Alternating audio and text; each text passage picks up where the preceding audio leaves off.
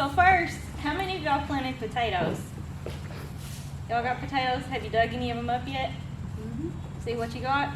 So I have a couple in my garden actually that the tops have already died back, and some of them are still going strong, so I just left them alone. But I did want to quickly mention that since it's coming up on harvest time for potatoes, that they are ready whenever your tops die back and turn brown. At that point, they're not going to grow any longer, so you don't have to worry about if you dig them up and you see small ones, oh no, I'm going to put that back in there. It's not going to grow anymore, so you might as well pull them out. And small potatoes, there's no rule that you can't eat those. They're actually better, in my opinion, than the bigger potatoes because they roast up really nice. You can put them in your beans, all of that. So I just wanted to mention that really quick since it's getting about time, and I actually dug several of them last week. But mostly what I'm going to talk to you about is vegetables that we want to plant right about this time.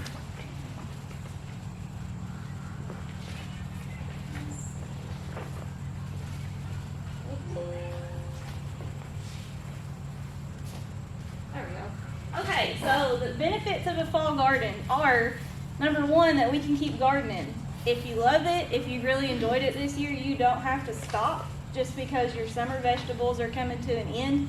You can keep going, sometimes even through the winter, with certain methods that Doug is actually going to show us here in a little bit. So that is one great benefit to fall gardening. Another one is that it's good weather. So generally it starts cooling down in the fall. Right now it's hot. Most of your gardening takes place during hot weather. I'm personally over this weather. At this point, I'm ready to move on to fall vegetables, and it gets a lot cooler at night and a little bit cooler and drier during the day. So it's generally just better working conditions. And you also get some good quality vegetables with fall. So some things that might grow during the summer that it can taste a little bit bitter if they grow in too hot weather. So something like lettuce. If you try to grow lettuce during the summer, you might notice that it tastes pretty bitter whenever you pick it. Mostly that is because those warm days and cool nights of the fall, that's what adds your sugar and your good taste to a lot of crops that don't necessarily do so well in hot weather. So these are things that we call cold crops, which are things like brassicas, kale, your greens, all of that kind of stuff.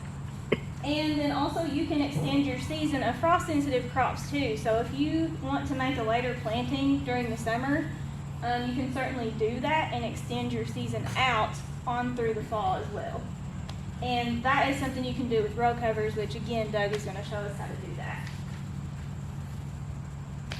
So one of the considerations that you definitely want to make for fall gardening, if you're not in a program like this, is planning ahead to get your seeds lined up. Because you all might notice now, if you go in the stores, they generally roll that stuff up in July. I went looking for seeds, I believe it was a couple weeks ago, already had all their seed displays gone. So you can still order them online if you want to, but in the stores, they generally stop selling them around July, like end of July. So right now they really don't have any, not that I have seen anyway, vegetable plants or anything like that. Luckily for you all, you're getting plants tonight to put in your fall garden and you're getting seeds. So you all are covered. But just in case you're not in this program next year, maybe plan ahead a little bit so when you're buying your fall or your summer seeds, spring seeds, you might want to pick up some stuff that you can grow in the fall as well. And then you also want to think about your size and growth habit of your plants just like you would with a summer garden. So think about if you have room in your garden for all this stuff. If you still have some summer vegetables that are finishing out, like in my garden, I don't have a ton of room to plant fall stuff because I still have tomatoes on the vine. They're doing pretty good, and I have peppers that grow. Typically, I get peppers on into September even. So you just kind of want to think about that whenever you're planning on planting your fall stuff. If you have the room to grow it, where you're going to put this stuff before you set it out. And you also want to pull out some old plants and weeds. So anything that's finished up in your summer garden, pull those out because that's going to really reduce your pests and your disease potential, all of that stuff. Make sure it's all cleaned up a little bit before you start planting your fall stuff.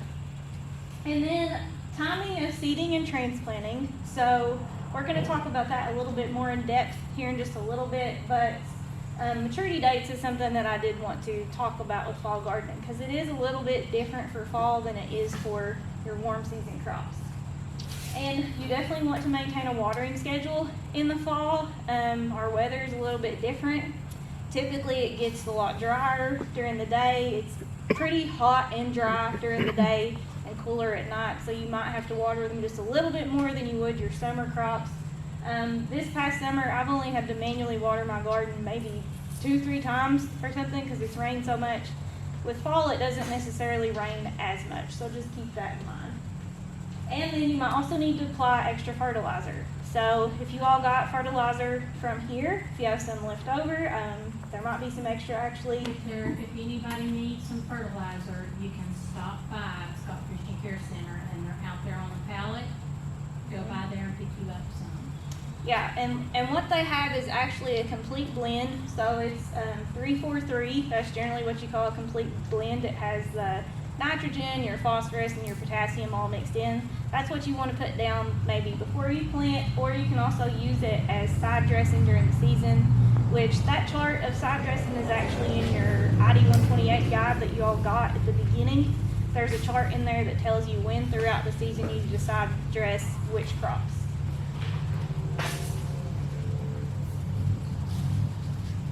Okay, so cool season crops, that is typically what we think of when we're planting a fall garden. And these are things that can tolerate a light frost. And this is cabbage, broccoli, cauliflower, which I actually have those plants here today. Things like lettuce, onions, radishes, greens, carrots, mustard greens, turnips, snow peas, all this stuff is on the list. Grow all of this stuff, and if it hits a light frost then it's fine. You do want it to be sort of close to maturing before it hits a hard frost, but these vegetables will generally be okay if a frost touches it. Versus warm season crops, which is what we've already planted, you know, this spring and fall, or this spring and summer. These do not tolerate frost at all, so you want to make sure that those are done before your first hard frost hits. And these are, you know, squash, tomato, pepper, eggplant, your typical summer vegetables. You want to make sure those are done before your frost. So, you'll notice that most of the dates on here have already passed at this time. I go by these charts kind of loosely. This is in your ID 128 guide, and this is the latest safe planting dates for cool season crops. So if you'll notice, we are still in the throes of a heat wave. If you had planted things like broccoli plants, cabbage, etc. a week ago, whenever it was in the 90s, they probably all would have died. So this is just an estimate of dates. You want to keep in mind your forecast. You want to keep in mind if you're putting in transplants versus direct seeding. All of that stuff matters when you're planting your fall garden. So I would use this as an estimate for sure, but I would definitely pay attention to your weather forecast because that's what's really going to tell you when the best time is to plant your stuff. So soil temperatures and nighttime temperatures matter. Cool season vegetables have different preferences than warm season vegetables. If you'll notice up here it says cool season vegetables, there's a list of them there, and they like it when it's in the 60s, 50s, 60s during the day, and then 50s, low 60s at night. So we're almost there. We're not quite there, obviously, yet, but it's getting into that season where these crops are going to do their best. Now warm season, it's a drastic difference. They like it in mid-70s, generally all around for day and night. So there is a difference in these vegetables and their preferred growth habitat. Now I pulled this chart from one of the publications you all have. It's a UT publication for fall gardening in Tennessee. And this is just a list of your average first frost dates. And I'm guessing here we probably go by around Knoxville, which is the end of October, is what it's estimated is going to be the first frost date. And then for Kentucky, I just pulled it up on Farmer's Almanac. You can find it in there, type in your zip code and it pulls up. And it's estimating first fall frost is about mid-October. So I would say anywhere from mid-October to end of October is going to be our first frost, which means that our growing season is around 170, 180 days.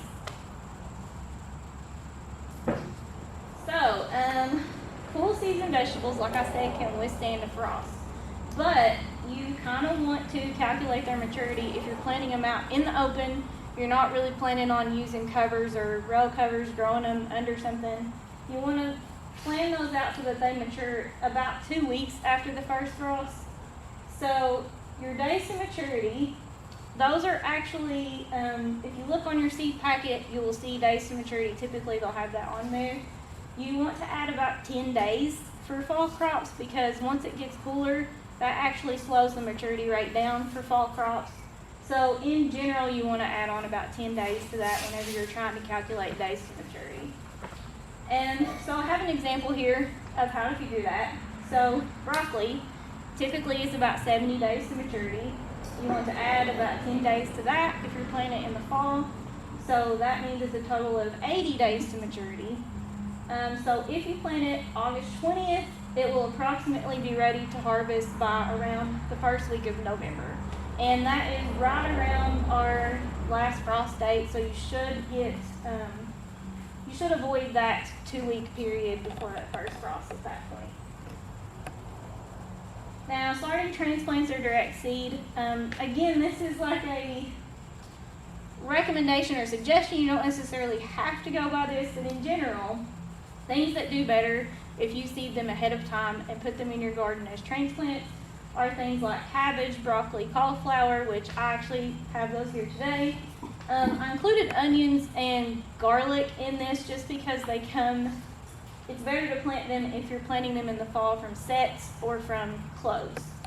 And then I have Brussels sprouts. That's another thing that you might want to seed ahead of time and then transfer as a transplant, just because these are things that maybe germinate a little bit slower and it takes a little bit of time for them to, those fancy covers like they've got there. There's multiple options for covers that you can utilize for the fall. Cold frames are a little bit sturdier, I guess you would say, than row covers. A lot of times people make these out of like the polycarbonate, or I've seen old window frames. There are a lot of options you can use for cold frames. They actually have one of these at the Christian Care Center outside. It works really well. I mean, they've grown stuff all winter long basically there, so that's a really good option for growing things way into the fall season. And you can do a greenhouse if you want to. It doesn't have to be anything fancy. You can use it, the one there on the left is actually made from like a cattle panel. They've got some plastic. It looks like maybe some type of pipe that's making it a hoop structure. Doesn't have to be fancy at all. The one on the right is mine, which I decided to go a little extra on mine because it's right beside my house and I wanted to make it pretty. So I put the polycarbonate panels on it, which lasts a really long time. It's worked out for me really well so far. This is the first year that I've had it. So I'm going to try that for my fall garden this year, and maybe I'll let you know if I fail at it next year or succeed, whatever. And then if you're extra fancy, you can get you a high tunnel and grow a huge garden for fall, winter, whatever you're wanting to do. Generally, and I get this question kind of a lot, what's the difference between a greenhouse and a high tunnel?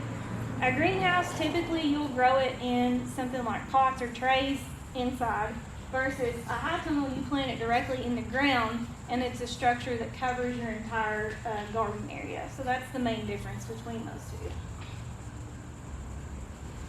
So care during the growing season is essentially about the same as with any of your other garden seasons like spring or summer. Mulch is something that I highly recommend for anyone. It helps with multiple things. It helps with your water retention in your soil. It keeps it from evaporating. It regulates your soil temperatures, so it keeps it nice and even. It reduces competition with weeds, and it really, really does work. I use mulch in my own garden. It's extraordinary the difference that it makes in your weed production.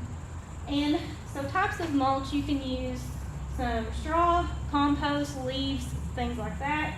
Or you can use like a plastic weed barrier. I have used a mixture of all this stuff. And honestly, probably the best thing that has worked for me is a combination of the two. So I have a weed barrier down for like my tomatoes and peppers this year. And then I used straw to mulch around them where I cut the holes out and put the plants in. And that helps the water to kind of seep down in where it needs to be and stay where it needs to be. And then the weed barrier helps a ton with like other weeds. I've not had to weed around my tomatoes or peppers at all this year, which has saved me a ton of work. So I highly recommend that. And you can also use plastic or fabric, newspaper, anything like that that you have would work for mulch. So you do want to avoid bringing in weed seeds. Obviously, using things like hay for mulching versus straw. So kind of the difference between that is hay sometimes has the seed heads in it. You don't really want to spread that on your garden because it's going to introduce some weeds. So just be careful with stuff like that. Straw generally is the preferred if you're going to choose between hay or straw, because straw doesn't have those seed heads in it. You want to definitely keep up with your weed management, which I know is easier said than done.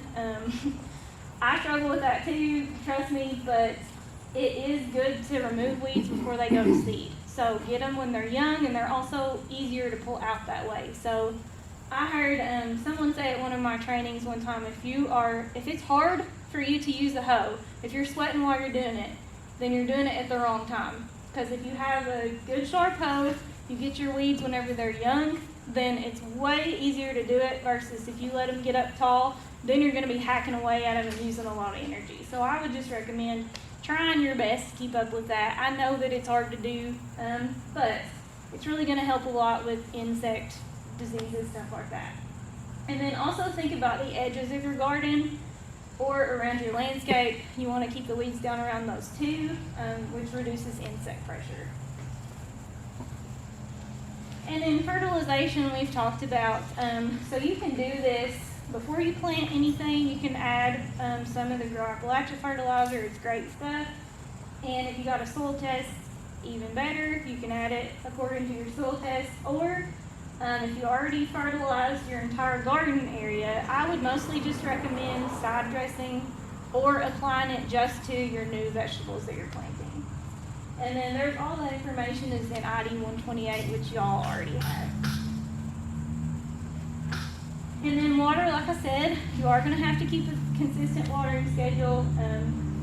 Typically you want about an inch per week of water, and then water it really thoroughly whenever you do.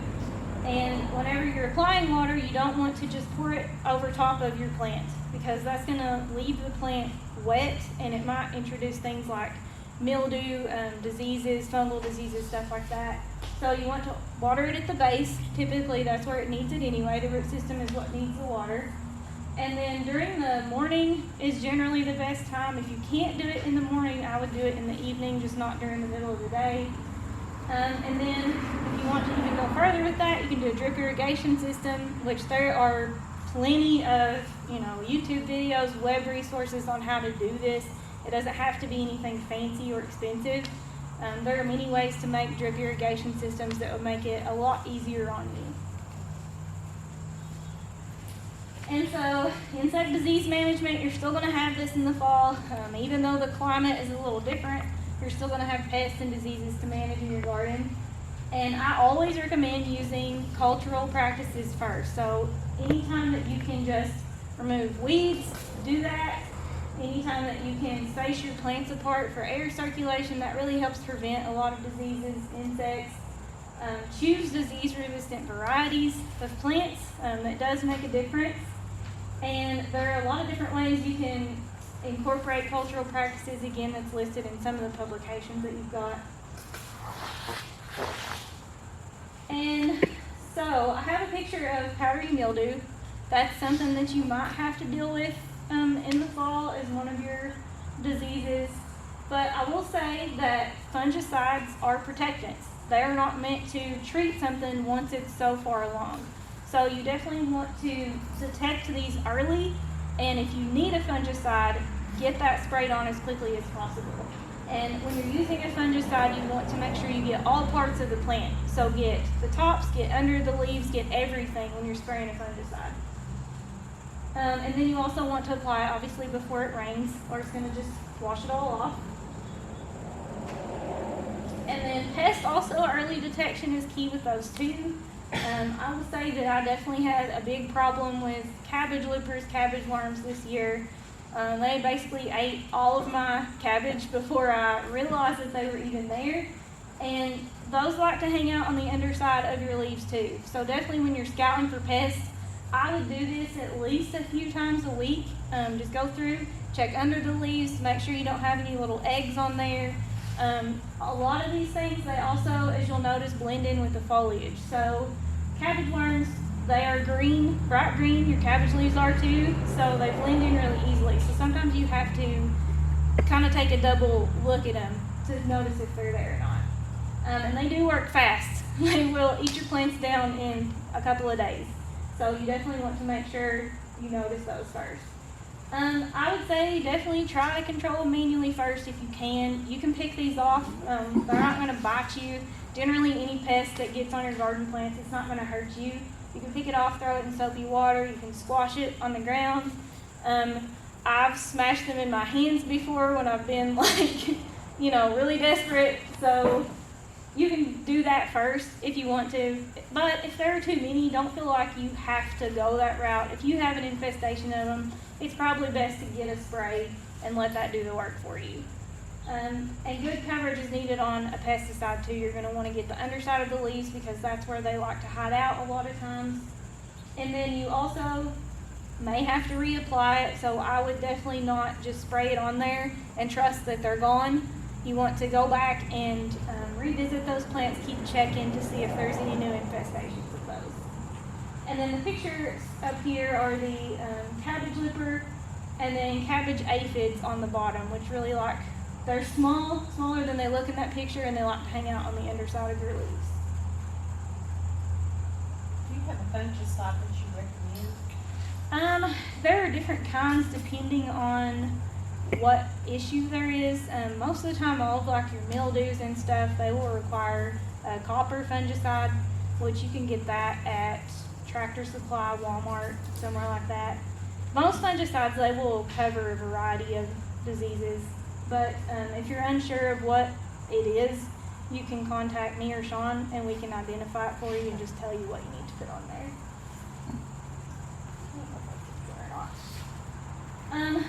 Also, remember to rotate your crops. So this means avoiding closely related crops in your garden. Diseases, insects like to overwinter in the soil sometimes, so it is important if you have these issues, maybe move your stuff somewhere else the next year. Or if you grew something similar, like so you can grow cabbage, broccoli in the spring, I would maybe move it somewhere else this fall if you've had issues with that earlier this year. And typically you want to do that if you rotate. You're going to want to move it away for about 3 years just to allow it time to reset, I guess. So, related vegetables, there are different families of vegetables. This Amaranthaceae, I believe is how you say it, or Amaranthaceae. These are things like beets, Swiss chard, spinach. So you want to avoid planting them maybe close together, or you want to rotate them away from each other.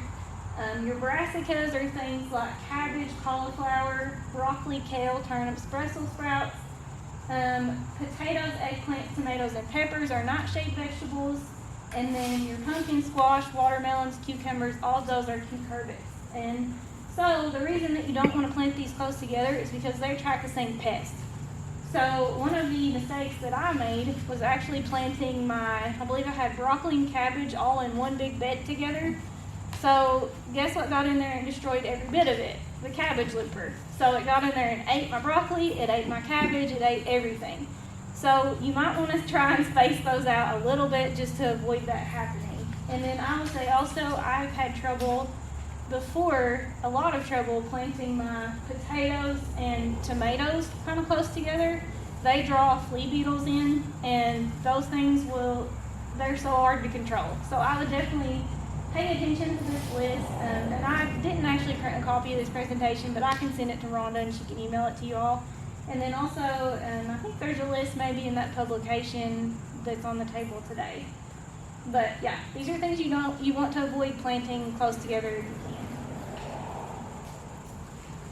can. So when everything is done, typically you want to clear out debris in your garden. You want to take care of any weeds, any plants that are sick.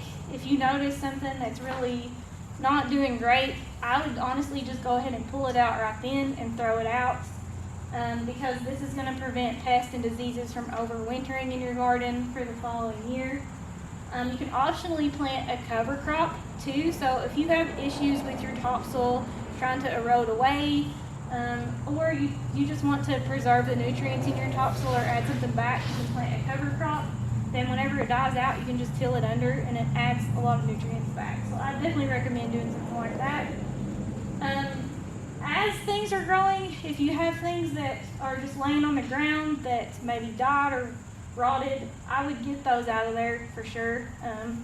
I have been doing that with my tomatoes all summer. If they fall and I don't notice them and then I notice them rotting, I'll just kind of grab them and throw them over the fence. A lot of squash is kind of bad for doing that. Like if it gets overgrown, you might miss one, or a cucumber or something. I would definitely recommend just getting rid of those just to keep it sanitary and so it prevents your diseases from coming back. And then mulching in the fall helps a lot. So it protects your plants, it keeps your soil warm. There's a lot of benefits to mulching, and it also feeds nutrients back into your soil for the following year. So you can do things like, if you rake a lot of leaves, pitch them on your garden or your pots or beds, wherever you've got your stuff growing, and as it breaks down, you can actually just go ahead and till that into your soil, and it helps a lot. Okay, so resources, obviously, extension agents are people to reach out to. We may not know everything, but we, chances are, know somebody that knows what you're asking about, so that's the benefit of going to your extension agents. I'm the extension agent for McCreary County. Sean Termolin, who isn't here, but you all know him, he's a Scott County extension agent. You have your guides, the Home Vegetable Gardening in Kentucky guide. You have your publication that I gave you tonight. But seriously, if you all need anything, if you need anything identified, a disease, pests, anything like that, please feel free to give us a call. That's what we're here for, and you know, I love to talk about this stuff. So just give me a call if you ever need me. Okay, and that about does it. Do y'all have any questions? I've done container gardening primarily, so what's your recommendation for what to do with the soil after the garden season? How do you manage that as far as can it be reused, how do you store it, what do you do with it? I would just maybe refresh it with something like compost. That helps a lot, because a lot of times you'll notice, like if you have, say if you use the same potting soil, you'll notice like sometimes if you go to water it, it just goes straight through it. It doesn't hold a lot of nutrients in it. So I would maybe just mix something like compost or a little bit of fresh potting soil in with that, just to revive it a little bit and let it, that way it'll hold water a little better, add some nutrients to it, and then I'd definitely fertilize as well whenever you plant something new. And that should help. Anybody else? Okay, I'll give it to whoever is next. Doug, is that you? This is what we can talk about. Let's just briefly talk about cover crops. Oh. Why do we do that? That's what you're going to talk about some, right? I had a handout for them. I Okay. think they got it. But if you want to do it while you're up there, that'd be fine. But go ahead and get that. I'm just going to, I just had them a handout. Did you guys get the one off the table for cover crops? Yeah. Who here uses cover crops? Uses cover crops. And you wanted to pick them, didn't you? What are some things that she talked about, a reason that you would want to use a cover crop? It adds nutrients back into the soil. It does. It also helps add those nutrients in. It protects your soil from water runoff. I don't know about you all, but in the winter and in the early spring when those rains come and that water just washes through. Have you ever noticed it washing through your garden? If you've got that cover crop, it's going to help hold that soil in place better so you don't have that erosion. And also on the dry spells, it's going to keep the wind from blowing your topsoil away. So there's just a lot of great things to do for it. And like I said, we have this cover or this copy here, and it talks in it about different things that you can use. Clover is good. Peas are really good. Soybean, you can plant that. what's some other buckwheat that we've used? Especially if you have bees or late sowing of buckwheat, as soon as the frost hits it, it's gonna to kill it out. But there's a lot of different things that you can use. I like using peas and I like using soybeans just to let it die down for that nitrogen fix. Even if you've got some leftover green bean seeds, just put them on them and let them trail on the ground. And you've got that for that. But you all have that handout. It's so good for your soil. And I always like to go back to my middle school science when it talked about matter. You can never create or destroy matter. You can only change it. So if we're growing our garden crop after crop after crop in that same soil, and we put this little seed in, and we get this massive plant, and all of these tomatoes out of it, everything that you picked has been pulled from the soil. So you've changed that matter. And the cover crops helps you put that organic back in. Eventually, you just play it out. But so we really encourage you to take a chance for that and spread some out and just let those roots do their thing. Right. Just remember that, what we're trying to promote here, if you have healthy soil, then your plants are going to do well. So the way to have unhealthy soil is to strip it bare and let it be weathered, and what it does is destroy all the microorganisms, the macroorganisms like the earthworms and all that stuff just goes away, so you got a really poor soil that results. So keeping vegetation on it when you're not growing your garden crops is very important. Okay, moisture, nutrients, all that. I've got buckwheat planted on a couple of larger plots. The old timers, what did they do in the fall? What did they plant in the fall in their gardens?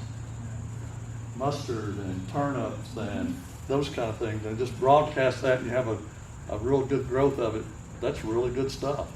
Mustard, believe it or not, is a good plant to have to eliminate a lot of the pests, like nematodes that cause problems on the roots and so on, because of that oil that's associated with mustard. And how many likes mustard greens to eat?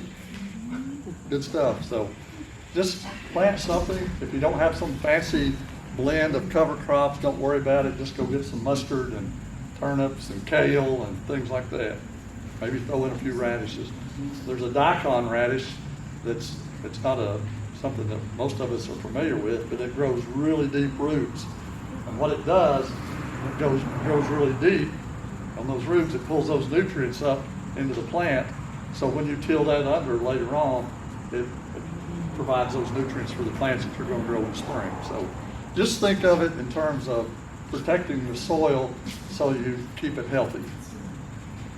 But if you can protect the soil and have something there to eat, like turnips and mustard and all Also that. keeps weeds from taking over too. I mean, that's a huge benefit. It keeps weeds from taking over, so if you plant a cover crop, I mean, that doesn't give your weeds a whole lot of chance to come up, so it's great for that too. Okay, could you plant the buckwheat and greens together? Sure. Mix them together?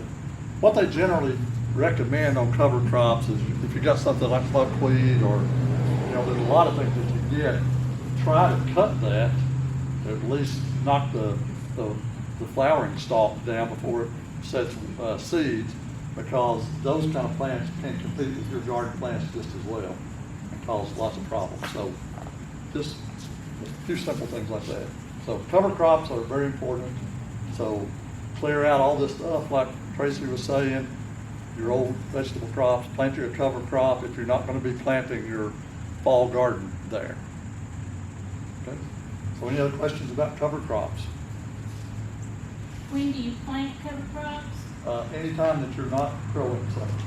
Okay. So that could be any time of the year. Well, of course, the wintertime stuff generally don't grow well, but anytime. If you've got a section of your garden that's not going to have anything in it in the middle of the summer, plant something as a cover crop. Any other advice from people that have been doing this for a long time? Most of the way that I learn is by my own mistakes. So, what does really well one year, the next year I don't do it quite so well. Sometimes I keep the weeds down, sometimes I use weed barriers, sometimes I do a pretty good job, other times not so much. And the weeds kind of take over. So we're all learning. The thing, I think it's something else we were supposed to talk about other than season extension. I've got high tunnels, but I've got a weed that's taking over my high tunnels, so I'm not able to grow anything in my high tunnels right now until I get rid of it. But something I've done the last 2 years that's just, it's exciting for me, it has worked, is using what's called a low tunnel, which Tracy had pictures of that thing. I've got about 3 different types of materials that you can use to create a frame. I've got low tunnels on raised beds. I've got 4 foot by 10 foot raised beds, 4 of them in a row, right end to end for a 40-foot row. And last year I created a frame of those metal hoops. I bought a hoop bender, put those in, secured them in the ground with rebar, drove some rebar in. I'll show you what I do. Got over there. Well, actually, have y'all come up in just a minute and we'll look at this. Put that out there. I started the first year that I did this, I used this little 1/2-inch PEX plumbing pipe. I got it down Winco. This is only 1/2 inch. I don't recommend a 1/2 inch. Why would a 1/2 inch not be a good idea? Too bendy. It might snow. If it does snow, guess what happens? This bends down and it's laying on your plants and all that, but you go out and knock the snow back, but sometimes it snows during the nighttime and you're not out there to do it. So if you're gonna use plastic, the PEX, either use PVC, try to go with a 3/4 inch or even an inch on the PEX. It works really good. What I do is I put that about every 4 foot apart down a row. And then I'll take, I've got a thing that I bought from Memphis Net and Twine. It's a fishing supply, commercial fishing supply company in Memphis, Tennessee, that produces a tarred twine that just stands up under all kinds of weather and it just holds in place. So at the end of this thing, I'll have a little short T-post angled down, and I'll have the string tied at the base of that going up to this, and I'll loop it around, and every other one I'll tie it like a little half granny hitch knot until I get to the end of my row, and it keeps it from collapsing towards each other. Okay? It works really well on the metal. The metal one that I've got is that's what I use this pipe for. That one is a 3/4 inch conduit, metal conduit pipe. You can't just get well, you might be able to, but I can't just get a hold of the ends of it and bend it into a hoop. So I had to buy a little hoop bender just because that cost me about $20-something or $30, but I bend enough of these hoops in about 30 minutes that I could do my whole 40-foot row. I will say that thing is available to you all if you want to use it, and I can show you how to do that. But what this does is create a 4-foot wide hoop, which works perfect because I can sit that right inside the wood side on my raised bed on each side, mount or just drive the rebar in, which Teresa's picking up. Is that on the inside or outside of it? I put it on the inside. Okay. The reason being is the floating rope cover that I used, I wanted to make sure that it went all the way down to the ground. So what I had was wider than what this took, so I rolled it up with just a lot of times just with a metal T-post, rolled it on one side, and then just kind of staked something against it so it wouldn't move. Then on the other side, I use those little, let me show you. Let me just grab one of these. Y'all can, do we have to stay real close or far apart? Y'all wanna move a little closer, maybe we can look at this stuff a little bit better. This one is not 40 foot long. This is a smaller piece that I have, sure. Hopefully there's not any bugs in there that are rolled up in the fall. But this is something that you can buy, it's called a Agribon. I just mainly wanted you all to look at that on the thickness of it, if you want to come up and look at it. That probably gives you an extra 8 to 10 degrees. So in effect, you're probably extending your season by about a month. So some of the plants that you plant, it gives them more time to mature. And go ahead and fill that. It kind of looks dirty, and the reason is because it is. Because it's been out there. I mow grass between my raised beds. I wish I had never have done that, just because it grows fast in the garden area. You should see it after all this rain we've had for a few days. Anyway, but anyway, I stretch that stuff across. I take, you can buy these at Harbor Freight or any kind of place like that, really cheap. And that thing just really holds that stuff on really good, so. Is that what you use all year in the winter too? That Just in the covering? winter, Okay. in the winter. I tend to not use this one any other time than the winter. You can buy lighter weight stuff that you can actually use as a insect barrier. And you crow use- barrier. I use it over my corn because you know how the crows like to just pull it out? Yeah. And so I usually throw it over the lightweight over my corn until it gets. All, even the terminal. We've never had crows. The Don't jinx raccoons. yourself. It's the raccoons that we find. They'll wipe it out overnight. They just wait, they eat mine about 2 or 3 days before it's ready to harvest for me. Yeah, The they'll raccoon. point it out overnight, yeah. But anyway, I recommend that. Last year I grew spinach.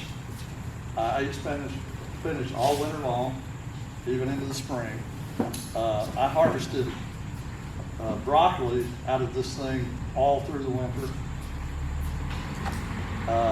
Cabbage, I harvested my last cabbage in March of this year that was planted in the low top. So I like it. What I like about the garden is going out and eating your own produce that you grew and being able to do that through the winter is just an added benefit. Carrots, I planted 1 4-foot by 10-foot raised bed with carrots. Plant them about this time of the year, and I pulled carrots all winter long and harvested my main crop probably March also, and they produced really well. Carrots are one of those things that once they have a frost or two, or the cold nights and all that, even under a low tunnel, they develop more sugar, so they taste a lot better that time of the year. So anyway, any questions about that? What I do with this row cover, thank you for folding that up, putting it back in there. What I do with that row cover, if it's gonna be above freezing during the day, I'll go out and uncover that. That's why I attach it on one side with those T-posts, and I use these clips to hold it to the other side, and it makes it easier to just pull those clips up, put it over, and just lay it in the middle between my other rows, and you've got it exposed to the air. If you left it covered up all the time, it would reduce the amount of sunlight, which would probably be a bad thing. It would create excess humidity under there. You can also use plastic, but that makes it more important to be able to open that up and let it breathe. If you're going to use plastic in the wintertime, make sure that you have the ends open on either side. The Now, way I do plastic- Go ahead. Plastic is what we used at Scott Christian Care on that little bed, and we have had something continuously growing in that bed since October of last year. We got our fall and winter planted way too late. Anybody's welcome to go down there and look and see. Yeah, it has Down been at Water continually cropping, since, I guess we started picking radishes in November. And right behind it, it was just bok choy we did, kohlrabi we did. So there's a lot of the things, and some of them are on the table back here. So help yourself to those seeds. But a lot of those winter crops, if you like to order seeds and things, or if you want to share seeds, if you look at some of the, especially the Chinese cabbages and things like that, surprisingly, they're very well suited to growing in our winters. So I think a lot of it for us is the mindset of we can grow more than just what the local store sells. And I think that you'll find that you'll enjoy it. It was exciting. It was so pretty, that bok choy and all that stuff in the garden last year. It was new for all of us. We're like, oh, it's so pretty, look at it, you know. But we had a wonderful crop. And I'll send some pictures so you can repost them on your Facebook page. Okay. But yins are welcome. We used the, I think, 1-inch peck. You know what plumber's tape is? What my husband called it. We used that. And I cut PVC pieces about 6 inches long, and then used the plumber's tape to attach it to the side, and then we just slipped the peck down in that. Very easy, and you might be able to have leftover stuff at your house. That's why we use that, is because we were scrounging and trying not to buy anything. The bed at Scott Christian Care, Bill built for us from completely recycled materials. So it was pallets and some 2x4s he beat nails out of. So we wanted to show that it doesn't have to be expensive, you know, and we think it still is adorable as it can be. So it doesn't have to cost a lot of money. It can cost as much as you want it to. But if you're needing to watch your budget and find a way to do it as cheap as possible, I would really suggest you stop by and look at that one. It's a great little bed. That one is a foot tall. It doesn't have to be that deep. 8 to 10 inches would be more than sufficient. And if you do square foot gardening, and I did it because I just didn't believe you could grow in 6 inches, and I was proved wrong. Tomatoes, everything I wanted to do, I could grow it if you followed the maintenance on it in 6 inches of soil. So it doesn't have to be a full 12-inch deep like that one is, but it sure is pretty. And something even cheaper, you can buy these things at a lot of farm supply type places. I got this at Martin's Produce Supplies in Casey County. They have an online presence. They'll ship it to you. That one obviously is only a couple foot or so, but you can have a whole row of those. I put them a little closer than 4 foot apart, but you could make a good little length in your a row in your garden and do the same thing. It's real easy. So the only other thing I can think of is Tracy mentioned garlic. When does everybody plant their garlic? How many grow garlic at all? I don't successfully. I've never had luck with garlic. Okay. What I do is I try to get mine planted by about the first week or so of October. Plant that. It sprouts and puts up a little bit of green, but it spends all winter long developing that root system. And at the first hint of warm weather in the spring, that stuff will grow. And I had 2 of my raised beds that produced some fantastic garlic. Yes. I don't know if you saw any of it at the farmer's I market. bought You did, okay. And I didn't harvest mine right in June like I should have. The clothes on some of it started separating. So some of it's not as pretty, but some of it's really pretty. So you plant it every year? I plant it every year, and I plant it in October. Now, if you're talking elephant garlic, which is not really a garlic, it's a leek, honestly, but it has more of a flavor of garlic than a lot of the other leeks. A lot of folks around here grow those, and they would just leave them in the ground, and they would come back year after year. Or elephant garlic has those little bulbules or whatever that when you start pulling the whole bulb out of the ground, some of those things will pull off and stay in the soil, and then they'll pop up and they'll grow, and then on the second year, they're producing a bulb themselves. multiple bulb. So You cover your garden with one of your haycovers, or you just leave it out? I just leave it out. It's out in the open. And so when it puts those little green shoots up in the fall, you don't have a problem with them getting frozen, like nipped back? They'll get nipped back some, but the main thing it's doing during the winter is producing those roots. So even if it gets nipped back a little bit on the top, it will come back and it'll come back strong. I wondered if that weakens mine, because my harvest, I got some, but it wasn't as big as I thought it should be. And I wondered if I should have covered it with something to do the winter, because I thought maybe the fact that it had put that energy into growing that top, and then it got nipped back, so it had to put more energy into growing that top again in the spring, if that hurt it. Possibly, it might have affected it some, but mine did that, and I had some really nice bulbs of garlic. I think the biggest problem with onion or garlic not getting as big as you want them to be is maybe the nutrients. So they require a lot of nitrogen. What I don't know if it's real good organic practice to do, but I went to Tractor Supply and bought alfalfa pellets. And when I was preparing my raised bed, I put down a real thick covering of that on it, put compost in, I put the Grow Appalachia fertilizer very liberally on there. And then I took a broadport, which has about 9.5 inch, that's not 9.5 inches, about that.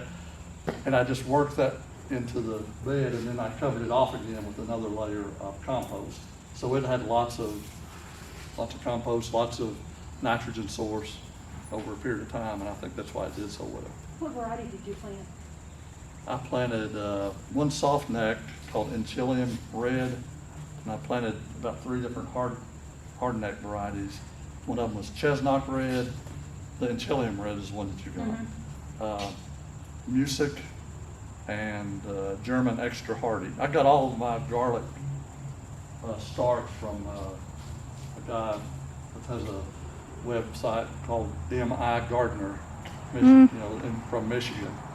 I think I bought like 2 bulbs of each of those 4 varieties. And for the first year, and I just ate a little bit of it and saved it when I harvested it in June, and I had enough to grow enough for me and half of the county after that. So if anybody wants the start of any of those, let me know, and I'll have some, so you can at least get a start of it. I would recommend the soft neck, the Enchilium Red. They don't produce this flower scape. Okay, and if it doesn't produce a scape, it'll store better. Kind of like onions. If onions produce a flowering stalk, they don't store as well. And I'm talking and rambling on, and it's almost 6:30, and Tracy's got plants that we need to get to you all if you want any of those. But does anybody have any questions? How large was your hoop diameter wise? What did you say? That's a 3/4 inch 3/4. metal conduit pipe, and a 3/4 inch PEX tubing like that would probably be sufficient. You know, if you got a foot of snow, I'd go out there and try to knock that off. One of the files that Rhonda's gonna send everybody is a file that I put together from a website by a lady in Pike County, Kentucky, which is that far eastern county, the biggest county in the state of Kentucky, far east. Her farm is called Mother of a Hubbard, and she really focuses on growing stuff through the winter, greens and all that. Really fascinating. When they had the Green Living Fair at Somerset, she's been there the 2 times that I've been to that, and she's a very interesting person to talk to. So if they ever have that again, if COVID ever stops, slows down enough that they have things like that, then I'd recommend trying to attend that. Just, if nothing else, just so you can see her and Bill Best, who's the heirloom bean expert in the world, probably.